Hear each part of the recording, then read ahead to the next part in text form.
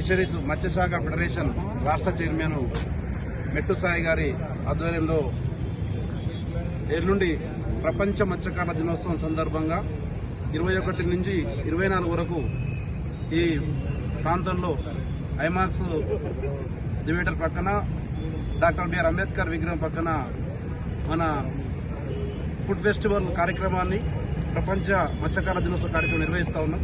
ఈ సందర్భంగా ఇక్కడ రావడం జరిగింది. దీన్ని ఉద్దేశించి గౌరవనీయులు రాష్ట్ర మత్స్యశాఖ ఫెడరేషన్ చైర్మన్ మెట్టు సాయి అన్న మాట్లాడుతారు.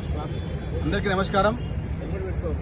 నవంబర్ 21 ప్రపంచ మత్స్యకారుల దినోత్సవం సందర్భంగా రాష్ట్ర స్పీకర్ పెద్దలు గంటప్ప గారి యొక్క చేతుల మీదుగా ఈ ఉత్సవాల ప్రారంభం జరుగుతున్నాయి.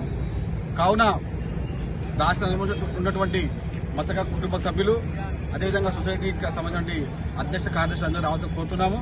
ముఖ్యంగా రాష్ట్ర ప్రభుత్వ ఆధ్వర్యంలో ముఖ్యమంత్రి రేవంత్ రెడ్డి గారి సూచన మేరకు ఈ ఉత్సవాలు అదేవిధంగా మత్స్యకార కుటుంబాల యొక్క ఆర్థిక స్థితిని పెంచే విధంగా మరియు మత్స్యకార కుటుంబాల యొక్క సమస్యలు తెలుసుకునే విధంగా వారి యొక్క వృత్తికి ప్రోత్సాహం ఇచ్చే విధంగా ఉండబోతున్నాయి.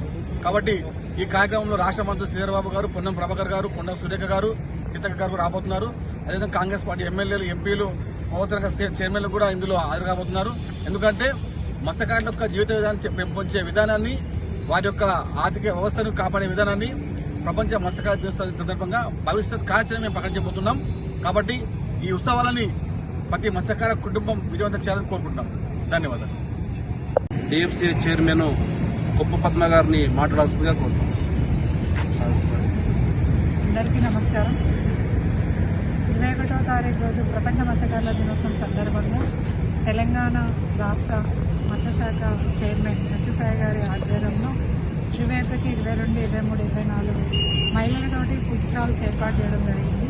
హైదరాబాద్ జిల్లాలో ఉన్న మత్స్య సహకార సంఘాల మహిళలు అందరూ కలిసి వివిధ రకాల వంటకాలతోటి ప్రజలకు రుచి చూపేయడానికి ప్రపంచ మత్స్యకారుల దినోత్సవం సందర్భంగా ఇది నిర్వహించడం జరుగుతుంది. అందరూ వచ్చి విజయవంతం చేయాల్సిందిగా కోరుచున్నాం. తేదీ నవంబర్ 21 ఉదయం 11 ప్రాంతంలో ఈ ఉత్సవాలు ప్రారంభమవుతాయి.